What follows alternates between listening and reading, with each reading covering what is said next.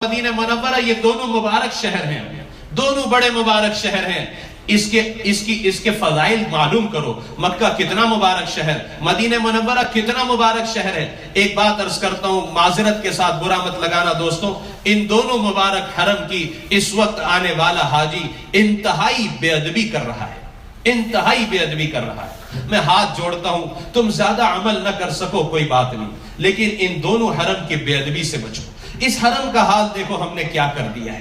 لوگ مجھ سے پوچھتے وہ کیا ہوا تھا، کرن حادثہ کیسے ہوا تھا، مینا میں حادثہ کیسے ہوا تھا، وہ 2 سال پہلے مدینہ شریف میں کیا ہوا تھا۔ میں نے کہا وہ جو کچھ ہوا تھا وہ ہماری بے ادبی اور گستاخی کی وجہ سے ہوا تھا۔ ہم یہاں آ کر کیا کر رہے ہیں دوستو؟ میں عرض کرتا ہوں، بمبئی کا مسلمان، ہندوستان کا مسلمان جتنا اپنے ملک کی مسجد کا ادب کرتا ہے اتنا بھی ان دونوں حرم کا ادب نہیں کرتا۔ کیا حال بنایا حرم کو، جا کر دیکھو، فوٹو اسٹوڈیو بنا دیا ہے۔ ایک کھڑا ہوتا ہے دوسری فوٹو نکالتا ہے، دوسرا کھڑا ہوتا ہے تیسرا فوٹو نکالتا ہے۔ اب تو گروپ فوٹو لی جا رہی ہے۔ میں پرسوں بیٹھا تھا مطاف میں، 3 بج رہے رات کے، لوگ تہجد میں اور تلاوت میں مصروف ہیں اور گروپ فوٹو لی جا رہی ہے، اور جب فلیش آ رہا ہے ان پر کیمرے کے ذریعے باقاعدہ، تو سارے لوگ ہنس رہے ہیں اور تھم بتا رہے ہیں اور چیخ رہے ہیں۔ کس قدر حرم کی بے حرمتی اور بے ادبی کی جا رہی ہے۔ یہ جگہ فوٹو لینے کی ہے میرے بھائی۔ مقام ابراہیم پر دیکھا لڑکیوں کو، بچیاں میری بہنیں سیلفی لے رہی ہیں، سیلفی اسٹک کے ساتھ فوٹو لی جا رہی ہے۔ حرم کی حرمت کو کس قدر پامال کیا جا رہا ہے۔ یہاں تو تمہاری سانسیں رک جانا چاہیے۔ یہ اول بیت ہے، یہ اللہ کا گھر ہے، یہ بے ادبی اور گستاخی کی جگہ نہیں ہے دوستو۔ کس قدر گستاخی اور کس قدر بے ادبیاں یہاں ہو رہی ہیں۔ طواف میں دیکھتا ہوں بعض بھائیوں کو اور بہنوں کو نکاح کے فوراً بعد آ گئے ہیں، کسی نے انہیں بتایا نہیں طواف کیسے کرنا چاہیے۔ کوئی اپنی بیوی کے کاندھے پر ہاتھ رکھ کر طواف کر رہا ہے، کوئی گلے میں ہاتھ ڈال کر طواف کر رہا ہے، کوئی ہاتھ میں ہاتھ لیے طواف کر رہا ہے۔ کوئی مارننگ واک کے لیے آپ نکلے ہو یا آپ کسی گارڈن میں ٹہلنے کے لیے نکلے ہو، طواف کرنے کا طریقہ بھی کسی نے نہیں بتایا کہ کیسے طواف کرنا چاہیے۔ اس قدر بے ادبی ہے، اس قدر جسارت ہے۔ انہوں نے پچھلے 2-3 سال سے کرسیاں رکھنا شروع کی ہے، یہ ضعیفوں کے لیے رکھی ہے، جو اپنے بمبئی کی مسجدوں میں، ہندوستان کی مسجدوں میں بھی نیچے نہیں بیٹھ سکتے، اپنے گھروں میں بھی نیچے نہیں بیٹھ سکتے، مجبور ہے وہ کرسیوں پر بیٹھنے کے لیے۔ ان کے لیے انہوں نے کرسیاں رکھی۔ ہمارا جوان بھی دھڑلے سے کرسیاں استعمال کر رہا ہے، پورے حرم کو، پورے مطاف کو یعنی اسٹیڈیم بنا کر رکھ دیا ہے، ہر کس و ناقص کرسی پر بیٹھا ہے۔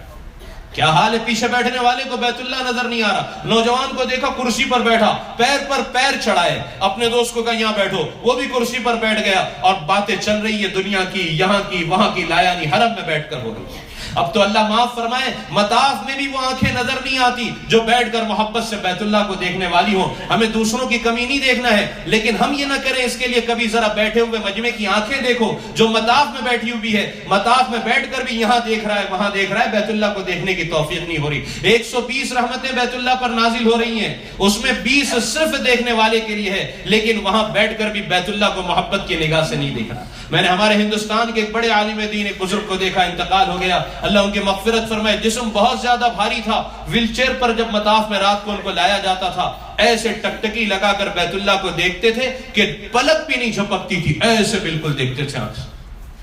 اب تو وہ آنکھیں بھی نظر نہیں آتی کہ جو بیت اللہ کو، یہ میرے رب کا گھر ہے۔ محبت کے ساتھ کچھ دیر بیت اللہ، میں آپ سے کہوں ہم میں سے کتنے ہیں جنہوں نے 15 منٹ بالکل نظر لگا کر بیت اللہ کو دیکھا ہوگا؟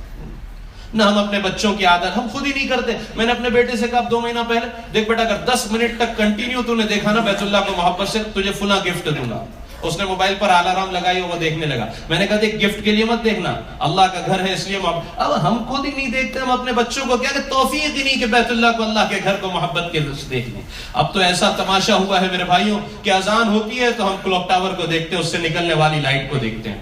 فجر کی اذان میں آپ دیکھیں مطاف میں کس قدر تماشا ہے۔ اذان شروع ہوئی، کلوک ٹاور سے لائٹ نکلی، فوراً مووی بننا شروع ہوتی ہے۔ پہلے وہ کلوک ٹاور کی مووی بناتا ہے، پھر پورے سارے حرم کی بناتا ہے، پھر پلٹا کر اس میں اپنے آپ کو لیتا ہے۔ میں بھی موجود ہوں اس وقت حرم میں۔ انا للہ و انا الیہ راجعون۔ کیا کہا جائے دوستوں، میں تو کہتا ہوں کسی کو برا بھی لگے، اس لیے کہ دونوں حرم کی بہت زیادہ بے ادبی کی جا رہی ہے، بہت زیادہ بے ادبی کی جا رہی ہے۔ کرسیوں کو استعمال کرتے ہیں، جب نماز کھڑے ہوتی ہے صفیں متصل نہیں ہوتی، صفوں کے درمیان کرسیوں کا، جو معذور ہے ان کو نہیں کہتا، ان کی تو معذوری ہے، لیکن جو جوان ہے کیا ضرورت ہے حرم میں؟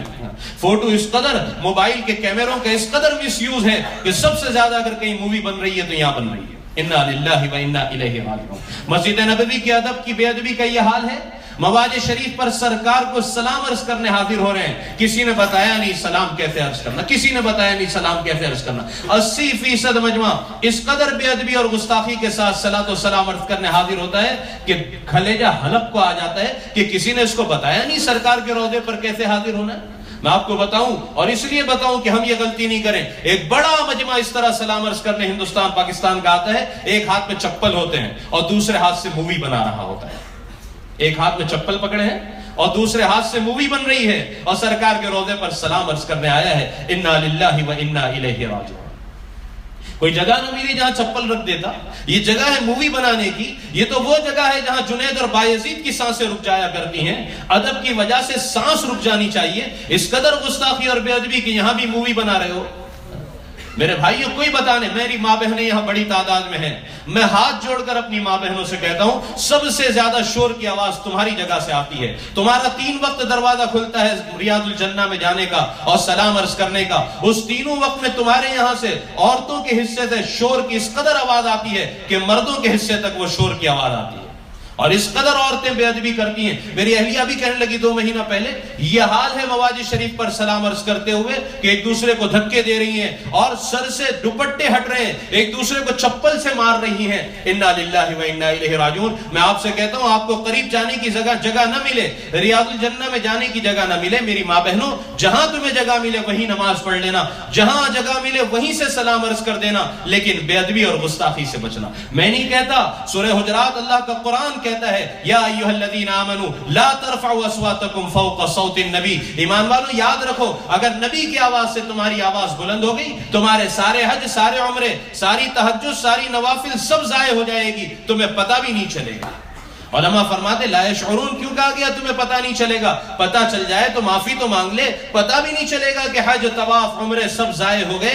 कब वहां की बेअदबी सब कुछ ज़ाय बर्बाद कर देगी। इसलिए वहां की बेअदबी, यहां तो कहा लब्बैक लब्बैक चीखते हुए आओ, दौड़ो, चलो, भागो, लेकिन मदीने मुनव्वरा अदब की जगह है। कदम भी आहिस्ते रखना। मैं जाने वालों से कहता हूं, थूकने की जरूरत पड़े, खबरदार मदीना की जमीन पर कभी न थूकना, पॉलीथीन बैग में थूकना, डस्टबिन में जाकर थूकना, मदीने मुनव्वरा की जमीन पर बराह रास्त न थूकना, मदीने मुनव्वरा की किसी चीज को बुरा न कहना। सिर्फ किसी ने इतना कह दिया मदीना की दही खट्टी होती है, सरकार ख्वाब में तशरीफ लाए, फरमाया निकल जाओ यहां से, जहां की दही मीठी हो वहां चले जाओ।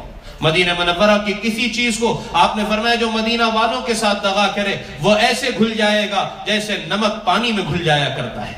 मदीने वालों के साथ बुराई का इरादा न करना, मदीना मुनव्वरा की किसी चीज को बुरा न कहना, मदीना की जमीन पर बराह रास्त न थूकना। मदीना मुनव्वरा इंतहाई अदब की जगह है दोस्त, इंतहाई अदब की जगह है। क्या करना? ये आदाब के बाद आखिरी बात, दरूद पाक कहते